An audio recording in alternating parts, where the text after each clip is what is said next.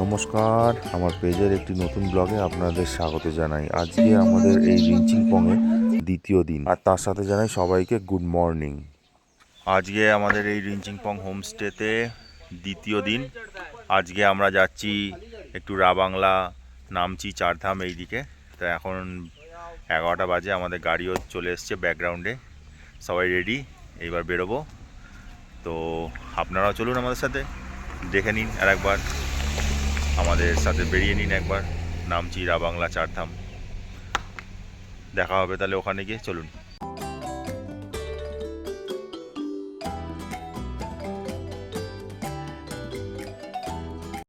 প্রায় ঘন্টা দুয়েকের পথ অতিক্রম করে আমরা অবশেষে পৌঁছালাম নামচিতে। এখন আমরা যাব চারধামের উদ্দেশ্যে। ওই যে দেখা যাচ্ছে শিবের মূর্তি বড়, ওখানেই হচ্ছে চারধাম। এখানে আপনার টিকিট পড়লো 50 টাকা করে পার হেড। তো প্রথমেই যেটা ঢুকে দেখলাম সেটা হচ্ছে রেপ্লিকা, যেটা দেখলে আপনি বুঝতে পারবেন যে চারধামের অবস্থান কীরকম। এখানে 4টি ধাম আছে। সেই 4টি ধাম হচ্ছে আপনার, প্রথমটি হচ্ছে বদ্রীনাথ ধাম, তারপর দ্বারকা ধাম, আর হচ্ছে রামেশ্বরম ধাম, আর হচ্ছে জগন্নাথ ধাম। চলুন এবার ভেতরে যাওয়া যাক আস্তে আস্তে। ভেতরটা খুবই পরিষ্কার পরিচ্ছন্ন এবং ওয়েল মেনটেন্ড, এবং তার সাথে সাথে সারি দিয়ে সব বিভিন্ন রকমের পাহাড়ি ফুলের গাছ। এই দেখুন ক্যামেলিয়া গাছ, যেটা চোখে পড়লো, কত বড় আর কত ফুল ধরে আছে এই সময়। আর এই হচ্ছে রোডোডেনড্রন, যেটা এই সময় পাহাড়ে এলে বেশিরভাগ সময় দিকে চোখে পড়ে। চলুন এবার আস্তে আস্তে এখানকার যে মন্দিরের যে 3টি গেট আছে ঢোকার, তার একটি গেট দিয়ে আমরা ঢুকে পড়লাম মন্দিরের ভেতরে। তবে হ্যাঁ, এই মন্দির চত্বরে আপনাকে ঢুকতে গেলে কিন্তু বাইরে আগে থেকে জুতো খুলে রেখে আসতে হবে, এখানে সেলফ সার্ভিস। তো মন্দিরের ভেতরে ঢুকতেই যেটা সবথেকে আমার ভালো লাগলো সেটা হচ্ছে এখানকার পরিষ্কার পরিচ্ছন্নতা, আর হচ্ছে চারিদিকটা দেখুন বিভিন্ন রকমের গাছপালা দিয়ে সাজানো, আর সেই গাছপালায় কত সুন্দর রং বেরঙের ফুল ফুটে আছে। সত্যি মন কেড়ে নিয়েছে এক দেখাতেই। চলুন এইবার ওপরে যাই। এই ওপরে শিবলিঙ্গটা আছে, শিবের যে মূর্তিটা, বড় মূর্তি, এই বড় মূর্তিটাকে ঘিরেই এখানে 12খানা জ্যোতির্লিঙ্গ এখানে স্থাপন করা আছে। এই 12টা জ্যোতির্লিঙ্গতে আপনারা এসে এখানে পুজোও দিতে পারবেন, এবং মেন যে শিবের মূর্তি তার নিচেতেও একটা শিবের লিঙ্গ দেওয়া আছে, যেখানে হচ্ছে আসল পুজো সবাই দেয়। তো এই হচ্ছে সেই জ্যোতির্লিঙ্গ, একের পর এক আমরা দর্শন করছি আস্তে আস্তে। চলুন আপনারাও আমাদের সাথে দর্শন করুন। এই পাহাড়ি এলাকায় আপনি মনস্ক্রিতে যান অথবা মন্দিরে যান বা যে কোনো স্থানে যান, এরা কিন্তু একটা জিনিস যেটা আমার চোখে পড়লো, সেটা কিন্তু পরিষ্কার পরিচ্ছন্নতা এরা কিন্তু খুব মেনটেন করে চলে। দেখুন এখানে কিন্তু কোথাও কোনো রকম নোংরা বা প্লাস্টিক কিছু পড়ে নেই। তো আপনারা যখন এখানে দর্শন করতে আসবেন, এইটুকু খেয়াল রাখবেন যে এখানে যেন কোনো কিছু ছেড়ে যাবেন না, প্লাস্টিক বা কিছু খাবারের প্যাকেট এগুলোকে নির্দিষ্ট স্থানে আপনারা ফেলে তারপরে এখান থেকে যাবেন।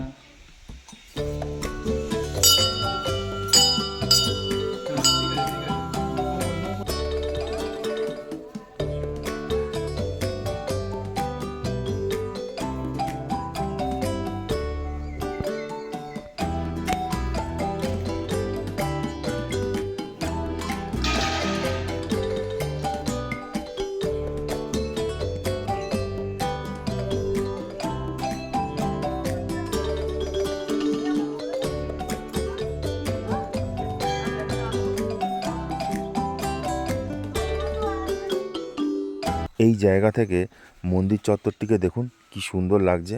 তার পেছনে হচ্ছে পাহাড় চূড়া দেখা যাচ্ছে, চারিদিকে মেঘ ভেসে বেড়াচ্ছে, আর তার সাথে একটা ঠান্ডা বাতাস চারিদিকে ঘুরে বেড়াচ্ছে। সত্যি অপূর্ব একটা জায়গা। আর এই হচ্ছে ভোলে বাবার মেন মন্দির। আর এই ভোলে বাবার মেন মন্দিরের নিচেও কিন্তু একটি শিবলিঙ্গ আছে, যেটা আপনাদের আগে বললাম। তো চলুন এটাও আপনাদের একবার দর্শন করিয়ে দিই। এখানেও কিন্তু এখন পুজো চলছে, তবে এখানে ভিড় নেই সেরকম। তো আপনারা চাইলে এখানে এসে জলও ঢালতে পারবেন, এখানে পুজোও দিতে পারবেন অনায়াসে। এই হচ্ছে মেন যে শিবলিঙ্গ। এখানে সবাই এখন একে একে পুজো দিচ্ছে। তো আমরাও এখানে সেরকম জল ঢেলেছিলাম, পুজো দেওয়া আর হয়নি, যেহেতু বাটা কেনা হয়নি প্রথমের দিকে ঢোকার সময়। আর এটি হচ্ছে গর্ভগৃহ। এখানে একটি ভোলে বাবা নটরাজের মূর্তি রাখা আছে।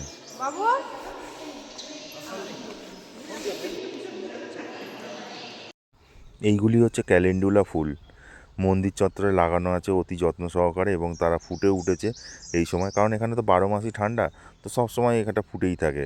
এখানে আমাদের কলকাতার মতো না যে শীতকালের জন্য শুধু এখানে গাছ লাগানো হয়। আর এই হচ্ছে বড় ঘন্টা, এটা এখানে বলা আছে নাকি যে এই ঘন্টায় যে বাজাবে তার ভালো কিছু হবে, তো সেই ভেবেই এখানে বাজানো হয়েছে। তো এখানে বাজাচ্ছে চিঙ্কু আর চিঙ্কুর মা। আর এই দিকটা হচ্ছে 4 ধামের মন্দির। চলুন এবারে 4টি ধাম যে আছে সেগুলো আপনাদের ধীরে ধীরে নিয়ে যাই।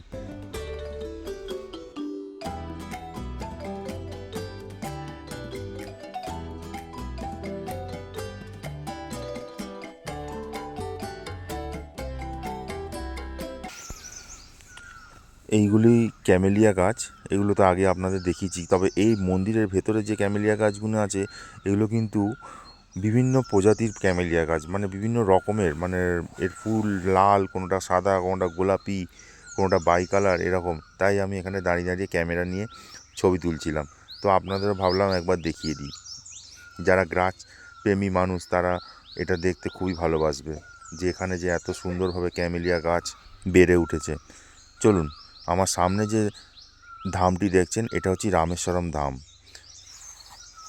এটা দেখতে খুবই কালারফুল লাগছে বাইরে থেকে, আর ভেতরটাও খুব সুন্দর, কিন্তু ভেতরে ভিডিওগ্রাফি অ্যালাউ নেই, তাই জন্য আপনাদের আর ভেতরটা সেরকমভাবে আর দেখাতে পারলাম না।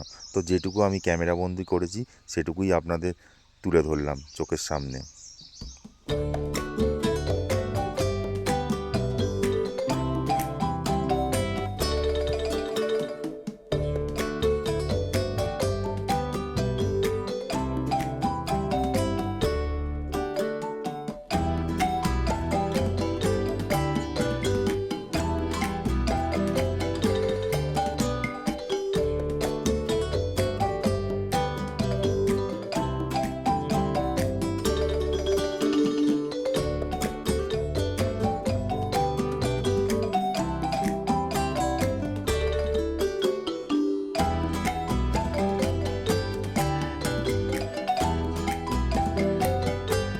এই রামেশ্বর ধামের মধ্যে একটি শিবলিঙ্গ আছে যেটি এখানে নিত্য পুজো করা হয়। আর ভেতরটা দেখুন কত সুন্দর কালারফুল একটা ডিজাইন করা আছে সব দেবদেবীদের নিয়ে। চলুন এবার এখান থেকে বেরিয়ে আমরা যাচ্ছি দ্বারিকা ধাম। এখানেও কিন্তু শিবলিঙ্গ এখানে পূজিত করা হয়।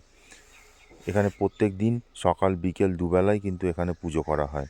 তো আপনারা চাইলে যখন খুশি আসতে পারেন এবং পুজো উপভোগ করতে পারেন, এবং আপনারা চাইলেও পুজো দিতে পারবেন।